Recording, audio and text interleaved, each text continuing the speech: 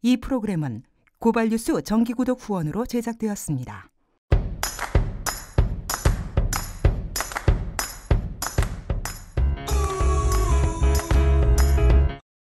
경제 얘기를 세월호랑 연결해서 많이 썼는데, 한마디로 얘기하면 바로 세월호 터지고 바로 제가 쓴 게 규제 완화가 문제다라고 하는 거였습니다.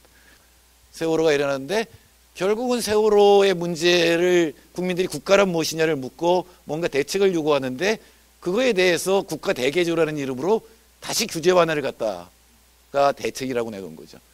규제 완화 때문에 생긴 일을 더 큰 규제 완화, 더 많은 규제 완화로 막을 수 있다고 생각하는 것은 굉장히 위험한 상황입니다. 세월호 이후로 우리나라에 두 명의 슈퍼스타가 왔습니다. 한 명은 교황이고 한 명은 피케티라고 하는 21세기 자본이라는 걸 쓴 43살짜리 이 경제학자입니다. 프랑스 경제학자인데, 오늘은 그 두 사람의 얘기가 통하는 게 있기 때문에 그 사람들의 얘기를 통해서 다시 세월호 얘기를 보도록 하겠습니다. 이 사람은 부자 같죠? 예, 이 사람이 쓴 실크회트는 1%라고 써 있습니다. 이 1%는 뭐냐면 바로 피케티라고 하는 경제학자가 1%라는 용어를 한 20년간의 연구 속에서 1%한테 자산과 소득이 집중되고 있다는 걸 밝혀냈습니다.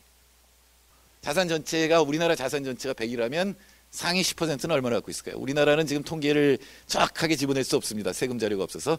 전 세계적으로 선진국에서 상위 10%가 전체 자산의 몇 %를 갖고 있을까요? 70%입니다. 설마. 그럼 그 70% 중에 또 맨 위 1%는 얼마나 갖고 있을까요? 전체에 얼마나 가지고 있을까요? 약 35%를 갖고 있습니다. 그러니까 70%, 상위 10%의 반을 1% 갖고 있다라는 거죠. 바로 그 1%의 부자입니다. 오큐파이 운동 때 1% 대 99%라는 구호가 나왔죠. 그게 바로 피케티의 경제학에서 나온 겁니다. 우리가 생각하는 것보다 훨씬 더 자산과 소득은 집중되어 있다, 이런 의미입니다. 가운데 있는 분은 누구죠? 예, 교황입니다. 한국에 와서 많은 감동을 준 교황입니다. 이 교황이 2003년 11월에 사도 권고, 복음의 기쁨이라고 하는 옛날에는 이런 걸 치거라 그랬는데 황이라는 말이 붙었으니까 라고 하는 이제 사도들한테 또 신자들한테 권고하는, 사제들한테 권고하는 그런 책을 써서 내는데, 이 교황들이 그런 걸 낼 때는 중간에 현대 사회, 당시 사회 분석이 다 들어 있습니다. 거기 2장이 바로 그런 거였는데, 거기에서 트리클 다운 경제학을 굉장히 비판합니다. 트리클 다운 경제학은 더 이상 작동하지 않는다. 트리클 다운이라는 건 뭐냐면, 물이 그릇에 차면 그릇에다가 물을 부으면 나중에 넘쳐서 뚝뚝뚝 떨어지겠죠. 그 떨어진 게 밑에 있는 사람들의 목도 적셔준다. 따라서 성장을 열심히 하면 부자들이 먼저 부자가 되겠지만, 위에 있는 사람들이 먼저 부자가 되겠지만, 그게 결국은 밑으로 내려와서 모두 다 잘 살게 된다라고 하는 게 트리클 다운 이코노믹스입니다. 근데 트리클 다운 경제는 작동하지 않는다. 교황이 이런 얘기도 했어요. 부자들의 물그릇이 너무 빨리 커진다.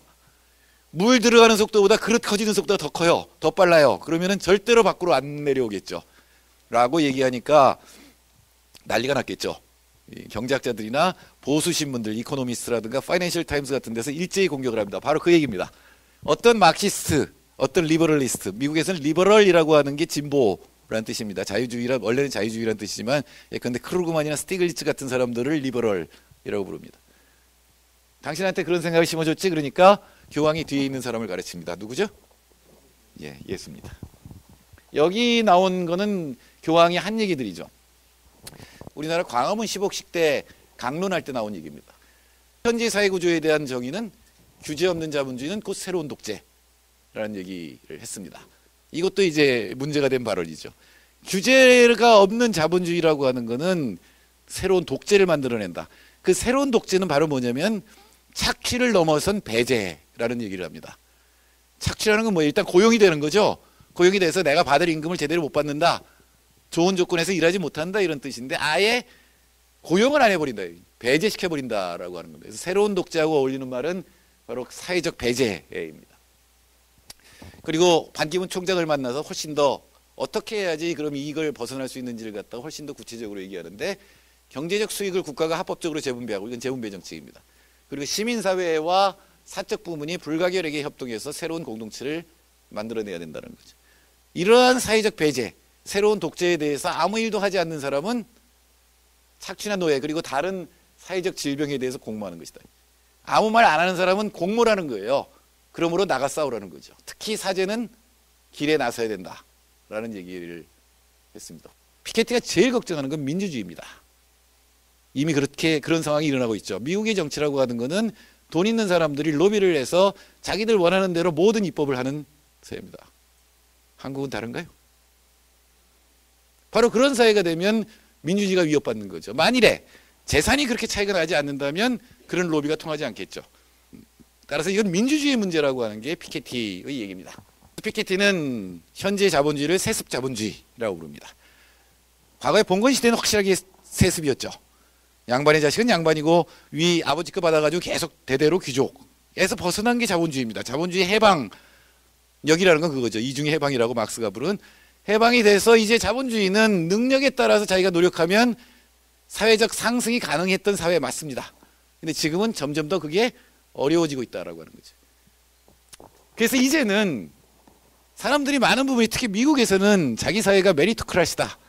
내가 능력을 활용해서 열심히 노력만 하면 잘 살 수 있다라고 하지만 실제로는 플루토크라시라는 거죠. 이건 금권 자본주의.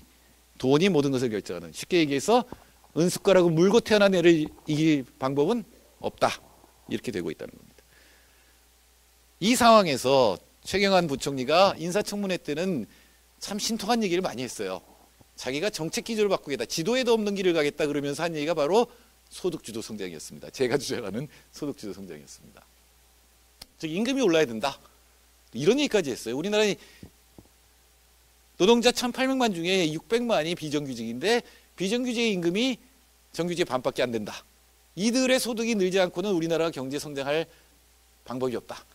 즉 과거에는 수출을 하고 그래서 대기업 투자를 늘려주려고 모든 노력을 다 했는데 이제는 반대쪽으로 정책 기조를 전환한 것 같았습니다.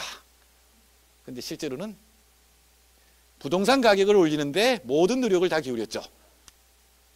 비정규직이 보호를 못 받으니까 문제다. 그러니까 정규직의 보호를 완화하겠다. 이거야말로 하향평준 아니에요? 이렇게 되면 임금이 차지하는 비중은 더 적어져요. 물론 좀 더 평등해져야 됩니다. 그 밑에서 끌어올려서 평등해져야 전체가 늘어나는 거잖아요. 근데 위를 끌어내리면 어떻게 돼요? 이 차이가 더 벌어질 거 아니에요. 이 차이가 더 벌어지잖아요. 그러면 투자도 더 안 일어나게 됩니다. 이 정부는 똑같은 점을 갖고 있어요. 박근혜 대통령은 경제민주화와 맞춤형 복지를 외쳐서 당선됐잖아요. 당선된 지 2개월 만에 경제민주화는 종료됐다고 선언하고 그 다음에 경제혁신이라는 이름으로 규제 완화하고 있죠. 복지는 어디 갔어요? 없습니다. 최경환은 소득주도 성장할 것처럼 해가지고 부총리가 되더니 부채주도 성장을 하고 있습니다. 빚 늘려서 집 사라가 핵심이잖아요. 여러분한테 빚을 줘서 소비하게 했습니다. 그죠? 빚을 내서 소비를 시키려고 해도 소비가 잘 안 되죠, 이제는. 빚이 너무 많아요, 이제는. 그러니까 오로지 집 문제가 아니면 더 이상 빚 안 지려고 합니다, 다들.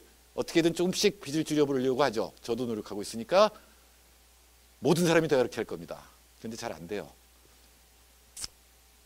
그러면 이 갭은 메꿀 수 없다는 얘기죠.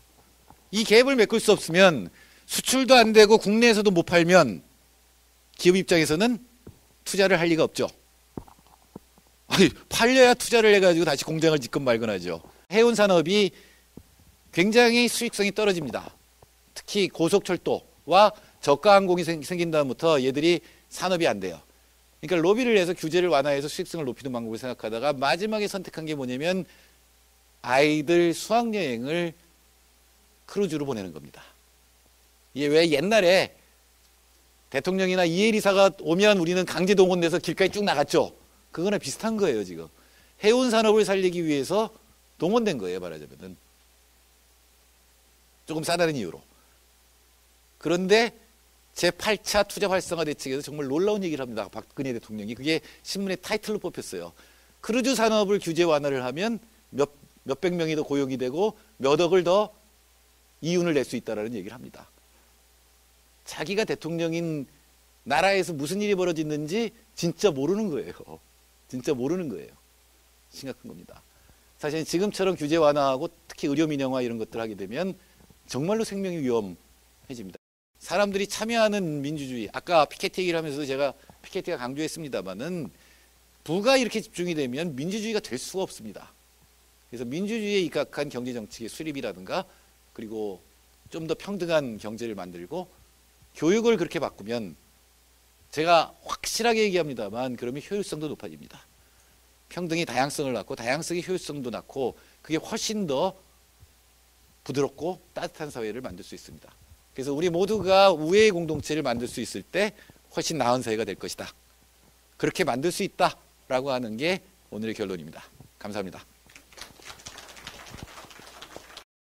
이 프로그램은 고발뉴스 정기구독 후원으로 제작되었습니다.